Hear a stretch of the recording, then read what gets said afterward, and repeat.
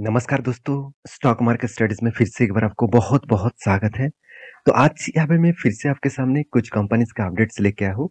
तो इस वीडियो को पूरा लास्ट तक देखिएगा क्योंकि कुछ कंपनीज़ में टेक्निकली चार्ट पैटर्न कुछ अच्छा खासा बाइंग ज़ोन में बन रहा है और कुछ कंपनीज़ में कुछ रिस्की ज़ोन में भी है चार्ट पैटर्न।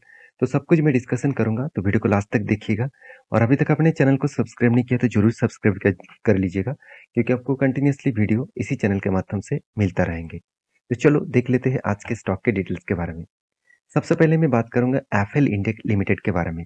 देखिए एफएल इंडिया लिमिटेड आप सभी जानते हैं, इस कंपनी एक देखा जाए तो एक आईटी सॉल्यूशंस कंपनी है और आईटी सेक्टर में कंपनी का नाम बहुत नीचे में आपको देखने को मिलेगा। अराउंड 8 नंबर रैंकिंग में है। इसका मार्केट कैप के हिसाब से इसका मार्केट कैप है 14,290 करोड़ के आसपास। तो कंपनी में रिटर्न ऑफ इक्विटीज और रिटर्न ऑफ कैपिटल एम्प्लॉयड दोनों ही बेस्ट लेवल में है और कंपनी के पास कोई भी कर्जा नहीं है, ना के बराबर कर्जा बोल सकते हैं। तो इतना स्ट्रेंथ कंपनी के पास है। तो कंपनी का एक्सपीरियंस भी बहुत पुराना है। 1994 अराउंड आप बोल सकते हैं 30 इयर्स का कंपनी का एक्सपीरियंस है। तो इतनी एक्सपीरियंस के हिसाब से कंपनी अच्छा खासा काम तो जरूर कर पाएंगे। तो कंपनीज की जो जो स्ट्रेंथ है वो स्ट्रेंथ आपको देखने को मिलेगा प्रॉफिट एंड लॉस में। कंटिन्यूअसली क्या किया, सेल्स को ग्रोथ किया, एक्सपेंस को मेंटेन किया और उसके बाद प्रॉफिट जो मार्जिन है वो यहाँ पे अच्छा खासा ग्रोथ मेंटेन किया। तो हर दिशा में देखा जाए तो नेट प्रॉफिट भी शानदार लेवल्स में ग्रोथ हुआ।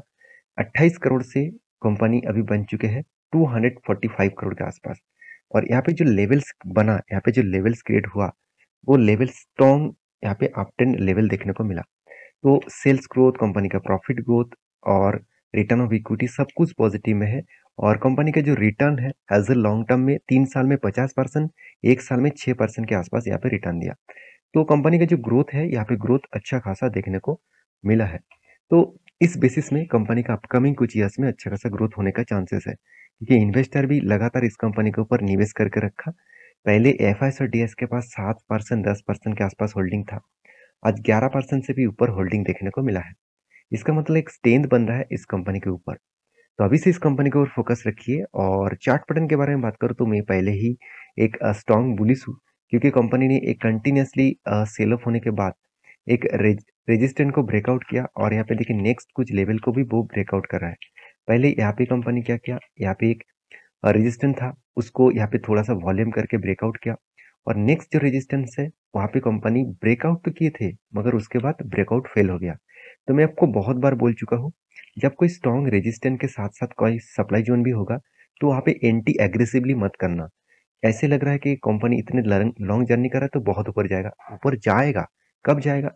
जब यहाँ पे थोड़ा सा इस तरीके से रिवर्सल होगा तो एक पैटर्न भी बनेगा। वो पैटर्न का नाम यहाँ पे आपको बोलूँ तो यहाँ पे हेड एंड शोल्डर जैसे पैटर्न है। तो देखिए अभी उसी तरीके से कुछ पैटर्न यहाँ पे क्रिएट हो रहा है। तो पहले 2 बार यहाँ पे क्या बन रहा है, शोल्डर और उसके बाद एक बड़ा सा हेड बनेगा, फिर से एक शोल्डर क्रिएट हो रहा है। अगर यहाँ पे 1-2 शोल्डर क्रिएट कर दिया तो सोच लेना आपका कोई चिंता करने का जरूरत ही नहीं पड़ेगा। कंपनी नेक्स्ट टारगेट यहाँ तक जरूर जाएगा और नेक्स्ट टारगेट होगा 1302। तो मैं उसके लिए होल्ड कर रहा हूँ, पेशेंस के साथ बने हुआ हूँ क्योंकि स्टॉक मार्केट पेशेंस का खेल है। आपका पेशेंस है तो आपको पैसा मिलेगा, अगर आपका पेशेंस नहीं है आप फटाफट बाई फटाफट सेल करेंगे तो इसके लिए आपको बहुत बड़ा कीमत चुकाना पड़ सकता है। तो मेरे साथ जुड़े रहिए, टेलीग्राम में ज्वाइन करिए, कोई भी एंटी लेवल बनेगा तो मैं आपके साथ जरूर शेयर करूंगा। तो नेक्स्ट जो कंपनी जिसके बारे में बात करूँ उसका नाम है सोना बीएलडब्ल्यू कंपनी। तो सोना बीएलडब्ल्यू इसका नाम एक्चुअली सोना कॉम्स है। तो सोना कॉम्स नाम से एनएससी में सर्च करेंगे तो आपको मिलेगा। तो इस कंपनी ऑटो इंसिलरीज प्रोडक्ट बनाते हैं। इसका मतलब आप देखेंगे तो कंपनी एंगेज किस में है, आप देखेंगे कंपनी एंगेज है टोटली ऑटोमोटिव टेक्नोलॉजीज कंपनी है। तो company manufacturing, designing and supplying, तो इस तरीके से प्रोडक्ट के ऊपर काम करते हैं, वो भी इंजीनियरिंग जो ऑटोमोटिव प्रोडक्ट सिस्टम प्रोडक्ट है उसके ऊपर। तो कंपनीज की जो ग्रोथ है वो ग्रोथ यहाँ पे अच्छा खासा होने वाला है क्योंकि ग्रोथ का जो मेंशन कंपनी कर रहा है, कंपनी कंटिन्यूअसली देखिए खुद के डेप्थ को कम कर रहा है। कंपनी का आरओसी आरओई बेस्ट लेवल में रखा है। हाँ, एक बात आपको वीकनेस लगेगा वो है कंपनी का पी रेशियो। कोई बात नहीं, कंपनी का एनुअली इनकम अच्छा है, डेप्थ कम है और पी रेशियो ज्यादा हो तो कोई बात नहीं। पहले कितना पी रेशियो था वो दिखा दूं। देखिए एक टाइम कंपनी का पी रेशियो था अराउंड 200 के ऊपर, आज 200 से कहाँ पे आ गया, 80 के आसपास। तो ये जो डाउन साइड का ट्रेंड है वो ट्रेंड कंटिन्यूअसली यहाँ पे डाउन साइड में देखने को मिला। तो मेरे हिसाब से यहाँ पे एक बहुत बड़ा करेक्शन देखने को मिला है, जिस करेक्शन के चलते ही स्टॉक के ऊपर एक प्रेशर बना। तो मतलब पी रेशियो में एक अच्छा खासा करेक्शन देखने को मिला और इस करेक्शन के बेसिस में कंपनी के ऊपर अभी भी प्रेशर है, वो प्रेशर कंपनी झेल कर आगे जाने की कोशिश कर रहा है। तो कितना कंपनी की स्ट्रेंथ है, उसके बारे में बताने से पहले कंपनी के इन्वेस्टर के बारे में बात करूँ, ध्यान दीजिएगा। प्रोमोटर ने तो माल कम किया, उसका फायदा डायरेक्टली किसने उठाया? एफआईएस ने उठा दिया और डीएस ने भी उठाया और पब्लिक ने उठाया। बहुत बार ये भी देखने को मिला है बहुत सारे कंपनीज के ऊपर कि प्रोमोटर जो माल बेच रहा है और एफआईएस जो माल खरीद रहा है, तो बहुत बार कुछ प्रोमोटर कंपनी से निकल कर एफआईएस बनकर माल खरीदते हैं। क्यों? क्योंकि प्रोमोटर तो देखिए, प्रोमोटर तो बाई से नहीं कर सकता। उसको एक बार उसके पास जो होल्डिंग है उसको लेकर ही उसको खुश होना पड़ेगा। अगर उसको बाई करना है तो उसको बाई बैक लेके आना पड़ेगा। सस्ते में दाम, मतलब ज़्यादा प्राइस देकर उसको खरीदना पड़ेगा। तो प्रोमोटर क्या करते हैं? खुद कंपनी से निकल कर एफआईएस बनकर माल खरीदते हैं। तो यहाँ पे जिस तरीके से एफआईएस ने होल्डिंग किया, मुझे तो कुछ उसी तरीके से परफॉर्मेंस देखने को मिला है। डीएस के भी देखिए इसी तरीके से है। तो इसका मतलब एक पॉइंट ऑफ व्यू से देखा है तो एफआईएस के अंदर मुझे लगता है कुछ प्रोमोटर भी इसके ऊपर छुपे हुए हैं। तो कोई बात नहीं, मुझे उससे लेना-देना नहीं है, मुझे कंपनी के परफॉर्मेंस के ऊपर लेना-देना है। तो कंपनी के परफॉर्मेंस के बारे में बात करूँ, देखिए, जिस तरीके से कंपनी के पी रेशियो गिर रहा था, उसी तरीके से देखिए कंपनी का शेयर भी गिर रहा था। तो यहाँ पे देखिए कंपनी एक यहाँ पे होल्ड किया, यहाँ पे कुछ टाइम बिताया, उसके बाद मैंने एक आपको एंट्री लेवल दिया था शॉर्ट टर्म के लिए। यहाँ पे इस कैंडल के ऊपर एक एंट्री लेवल यहाँ पे दिया था क्योंकि यहाँ पे जो पैटर्न बना था, यहाँ पे देखिए ये हेड एंड शोल्डर जैसे पैटर्न बना था और इसका टारगेट इस लेवल तक था 575 के आसपास। और मैंने ये भी बोला था कि इस टारगेट होने के बाद आप यहाँ पे फोमो बाइंग मत करना, थोड़ा सा होल्ड करना, यहाँ पे कुछ टाइम बिताएगा। अगर उसके बाद ब्रेकआउट करे तो एक स्ट्रॉन्ग ब्रेकआउट माना जाएगा और नेक्स्ट लेवल होगा 675 रुपीज के आसपास। तो तब तक होल्ड करना, अभी तक कोई भी लेवल्स नहीं बना है, तो पेशेंट के साथ बने रहना। तो देखिए बहुत सारे लोग ये भी कमेंट करते रहते हैं, सर आप बहुत सारे कंपनीज को अवॉइड करते हैं। तो हाँ, अवॉइड मैं क्यों नहीं करूँ? क्योंकि मुझे लॉस करने से अच्छा है मुझे उस कंपनी में निवेश ही नहीं करना है। मुझे ऐसे ऐसे जल्दबाजी नहीं है कि मैं जिस कंपनी में कोई ट्रेड नहीं बन रहा है, मैं उसके ऊपर फटाफट इन्वेस्ट करूँ, मतलब ट्रेड करूँ और मुझे पैसा बनेगा, ऐसे बिल्कुल भी नहीं होता। अगर ऐसे फटाफट ट्रेड करने जाएँगे, अगर टेक्निकली चार्ट पैटर्न को ना मानकर, फंडामेंटल डिटेल्स को ना देखकर, तो आपको लॉसेस होने का चांसेस होता है। मुझे ऐसा भी लॉसेस पहले-पहले होता था, जब मैं स्टॉक मार्केट में पहला आया था। उसके बाद अभी एक्सपीरियंस होने के बाद अभी लॉस बहुत कम हो चुके हैं। ऐसे नहीं कहूँगा कि ज़ीरो लॉस हो गया, लॉस बहुत कम हो चुके हैं। प्रॉफ़िट ज़्यादा हो रहा है, लॉस कम हो रहा है। तो आपको इस तरीके से सीखना है तो आपको पेशेंस दिखाना पड़ेगा, सीखना पड़ेगा। तो मैं बार-बार बोलता हूँ मेरे वीडियो सारे के सारे एज़ ए एजुकेशन पर्पज़ में है। मेरा इतने सालों के एक्सपीरियंस मैं आपके साथ शेयर कर रहा हूँ। मेरा कोई भी रिकमेंडेशन वीडियो नहीं है कि कल जाकर बाय कर लीजिएगा। मैं जो ट्रेड में जो मैं खुद इनिशिएट करता हूँ तो वो ट्रेड मैं आपके साथ शेयर करता हूँ। नेक्स्ट जो कंपनी है उसका नाम है बंधन बैंक। देखिए बंधन बैंक के ऊपर बात करूँ, पिछले दिनों में एक भारी भरकम गिरावट देखने को मिला था। उसके पीछे एक रीज़न भी था कि एक बड़ा-सा रिपोर्ट आया था कि कंपनी के सीएफओ, तो सीएफओ जो जो है वो उन्होंने क्या किया, यहाँ पे रिज़ाइन कर दिया। देखिए बहुत सारे कंपनीज़ ने ये बता रहा है कि रिज़ाइन, हर कोई मतलब सीएफओ, सीईओ, एमडी कोई भी मतलब कोई भी कंपनी के बाहर होते हैं तो उसको रिज़ाइन नाम दे देता है। एक्चुअली रिज़ाइन है या कंपनी से उसको फायर कर दिया गया है, इसको किसी को पता नहीं, क्योंकि कंपनी ये नहीं बताएगा कि कंपनी ने उसको फायर किया है, क्योंकि अगर ये चीज़ बता दिया तो और भी बहुत बड़ा क्रैश देखने को मिल जाता। तो कंपनी अंदर की बात छुपा के रखते हैं और ये भी कह देते हैं कि कंपनी के इस मेंबर को कंपनी से रिजाइन कर लिया। तो इस रिजाइन की रिपोर्ट के बाद शेयर के ऊपर भारी क्रैश देखने को मिला। अगर मैं इस कंपनी के चार्ट पैटर्न आपको दिखा दूं तो ध्यान दीजिएगा, पिछले दिनों में क्या हुआ था, यहाँ पे देखिए कंटिन्यूसली सेल ऑफ, पहले से एक रिपोर्ट बड़े-बड़े प्लेयर्स को अंदाजा लग गया था कि एक इस तरीके से रिपोर्ट आने वाला है, तो इसलिए सेलिंग स्टार्ट हो गया था। और देखिए किस तरीके से सेल हो नीचे ओपन हुआ और उसके बाद देखिए कितना वॉल्यूम के साथ बाइंग हुआ। इसका मतलब किसी को इसके ऊपर इम्पैक्ट नहीं पड़ा, उल्टा बड़े-बड़े प्लेयर्स क्या किया, बाइंग कर लिया।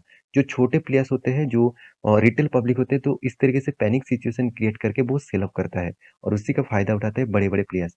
तो मैं इस कंपनी के ऊपर लॉन्ग टर्म के लिए बुलिश हूँ। मैं इस कंपनी के ऊपर किसी भी हालत में शेयर बेचने के लिए तैयार नहीं हूँ, क्योंकि इस कंपनी की जो स्ट्रेंथ है मुझे बहुत स्ट्रांग लगा, सिर्फ एक ही जगह पे, कंपनी का एनपीए में। कंटिन्यूअसली देखिए एनपीए का बहुत हाई लेवल में एनपीए चला गया था और आज एनपीए एकदम ना के बराबर है, मतलब बहुत कम किया है। और कंटिन्यूअसली कंपनी देखिए प्रॉफिट मार्जिन को भी इंक्रीज किया है। तो सारे पॉइंट्स यही मेंटेन करते हैं इस कंपनी को। तो इस कंपनी के ऊपर मैं एक डिटेल्स वीडियो बना के दिया। आप मेरे प्लेलिस्ट में जाकर इस वीडियो को देख सकते हैं, बंधन बैंक सर्च करेंगे और आप मेरे वीडियो ज़रूर आपको देखने को मिलेगा। तो नेक्स्ट जो कंपनी है जिसके बारे में बात करूँ उसका नाम है ग्रीन पैनल इंडस्ट्रीज़। तो ग्रीन पैनल इंडस्ट्रीज़ के ऊपर मैं बहुत बार आपको वीडियो बना के दिया। इस कंपनी में एक स्ट्रेंथ मुझे बहुत शानदार देखने को मिलता है। कंपनी डेप्थ कम है, आरओसी, आरओई बेस लेवल में है, पी रेशियो एकदम रीज़नेबल में है, मतलब कंपनी अंडर वैल्यूड है। तो इस अंडर वैल्यूड कंपनी के ऊपर आपको स्ट्रेंथ भी दिख रहा है, कंपनी का सेल्स, कंपनी के एक्सपेंस सब कुछ मेंटेन करने के बाद कंपनी का प्रॉफिट मार्जिन आज 250 करोड़ के ऊपर है। मुझे जो स्ट्रेंथ सबसे ज़्यादा लगा कंपनी का रिजर्व, एक टाइम ज़ीरो था, आज कितना है? 1100 करोड़ के आसपास। एक टाइम बोरिंग ज़ीरो था, आज कितना है? 250 करोड़ के आसपास। तो 228 करोड़ के आसपास। इसका मतलब रिजर्व और बोरिंग्स दोनों में ही यहाँ पे फर्क दिखा और यहाँ पे कंपनी का स्ट्रेंथ भी बना। उस बेसिस में कंपनी के ऊपर बहुत स्ट्रांग बुलिश हुई। तो इसके ऊपर इन्वेस्टर भी देखिए एफआईएस ने भी माल उठाना स्टार्ट कर दिया और डीएस ने माल उठाना स्टार्ट कर दी, एफआईएस ने स्टेक बेचा। तो कोई बात नहीं, हर कोई इंस्टीट्यूशन खरीदारी करेंगे ऐसे कोई हो नहीं सकता। कभी कभी एफआईएस ज्यादा माल खरीदता है, कभी कभी डीएस भी ज्यादा माल खरीदते हैं। तो इसके ऊपर एक चार्ट पैटर्न बना जो चार्ट पैटर्न में पहले भी आपको मेंशन किया था। तो यहाँ पे जो पैटर्न बना आप ध्यान दीजिएगा। यहाँ पे देखिए क्या बना, यहाँ पे मैं एक बार आपको मार्किंग कर दे रहा हूँ। देखिए यहाँ पे एक जो पैटर्न बना, यहाँ पे जो पैटर्न बना, यहाँ पे एक शोल्डर बना। उसके बाद देखिए यहाँ पे एक बड़ा सा हेड बना। उसके बाद देखिए फिर से शोल्डर और फिर से एक बार शोल्डर। और यहाँ पे शोल्डर जो है में इस कैंडल में जो ब्रेकआउट हुआ, इस ब्रेकआउट के ऊपर अगर कोई भी क्लोजिंग दे दे तो मेरा एंटी लेवल बन जाएगा और मैं टारगेट ऑब्वियसली टारगेट लेके चलूंगा। दो टारगेट बनेगा। फर्स्ट टारगेट यहाँ पे एक रेजिस्टेंस है, इस रेजिस्टेंस जाकर होल्ड करेंगे। 397 इसका रेजिस्टेंस है और नेक्स्ट जो लेवल रहेगा 25% का गेन आपको मिल सकता है 424 के आसपास। तो ये कुछ लेवल्स क्रिएट हो रहा है, तो उस लेवल के बेसिस में आप काम कर सकते हैं। और जब कोई लोअर साइड में इस तरीके से हेड एंड शोल्डर पैटर्न बनता है तो हायर पॉसिबिलिटी होता है उस लेवल को वो ब्रेकआउट करेगा, क्योंकि देखिए जो शोल्डर बना वो शोल्डर के ऊपर एक बड़ा सा लेवल ब्रेकआउट हुआ, तो वो लेवल यहाँ पे कंटिन्यूसली जर्नी करने के लिए तैयार हो चुके हैं। तो इसके ऊपर आप एज ए स्विंग ट्रेडिंग्स के ऊपर काम करने के लिए सोच सकते हैं। तो नेक्स्ट जो कंपनी जिसके बारे में बात करूँ उसका नाम है रोटोपाम लिमिटेड। इस कंपनी ने अच्छा खासा धमाका परफॉर्मेंस करने के बाद, धमाका मतलब बहुत धमाका, 400 से कंपनी 800 तक जर्नी, तो फंड डबल कर दिया सिर्फ 3 सालों के अंदर अंदर। और इस 3 सालों के अंदर अंदर फंड डबल होने के बाद कंपनी ने एक बहुत बड़ा अनाउंसमेंट किया। कंपनी बोनस देने का अनाउंसमेंट किया और वो कंपनी 7 तारीख को बोनस देगा। इसका मतलब कल का दिन इसका लास्ट डेट रहेगा और कल के दिन 1:1 का आपको बोनस मिलने वाला है। एक के बदले एक शेयर आपको यहाँ पे मिलने वाला है। तो उस हिसाब से इस कंपनी के ऊपर स्टडी करना और लॉन्ग जाने के लिए जरूर सोचना। तो ये था कुछ कंपनीज का अपडेट। तो मेरे वीडियो अगर अच्छा लग रहा हो तो प्लीज लाइक करना, चैनल को जरूर सब्सक्राइब करना और हाँ, दोस्तों के साथ भी शेयर करना, क्योंकि देखिए अकेला काम करके कुछ मजा नहीं आएगा। अकेला खुद बड़ा होकर कुछ सक्सेस नहीं होगा। तो सारे दोस्तों के साथ सबके मिलकर अगर काम करेंगे तो खुद का ग्रोथ और देश का भी ग्रोथ होगा। तो मेरा काम था आपको सारे चीज समझाना, सारे चीज दिखाना, मेरे एक्सपीरियंस शेयर करना और आपका काम है सीखना। सीख कर काम करेंगे तो कब लॉस होने का चांसेस बहुत कम हो जाएगा। तो मिलते हैं नेक्स्ट वीडियो में, तब तक के लिए अच्छे से रहिए, अपने ख्याल रखिए, बाय बाय।